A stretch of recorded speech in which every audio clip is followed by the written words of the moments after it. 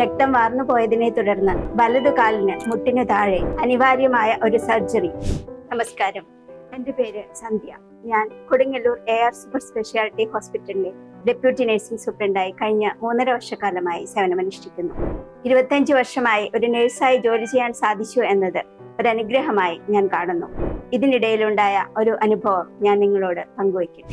മാസങ്ങൾക്ക് മുൻപ് എമർജൻസിയിൽ മധ്യവയസ്കനായ ഒരാളെ റോഡ് ട്രാഫിക് ആക്സിഡന്റിനെ തുടർന്ന് വളരെ ഗുരുതരമായ രീതിയിൽ പരിക്കുപറ്റി കൊണ്ടുവരികയുണ്ടായി.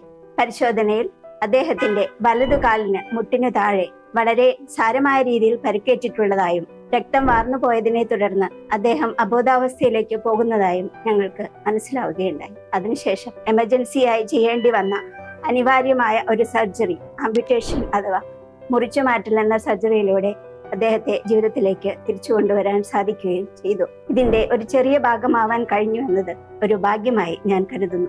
എല്ലാവരോടും ഒന്നേ പറയാനുള്ളൂ, പുഞ്ചിരിയോടെയും അർപ്പണ മനോഭാവത്തോടെയും സേവന ബോധത്തോടെയും ഒരു രോഗിയെ പരിചരിക്കാൻ കഴിഞ്ഞാൽ അത് തന്നെയാണ് ഏറ്റവും വലിയ അനുഗ്രഹം. AR Super Speciality Hospital. Your health, our priority.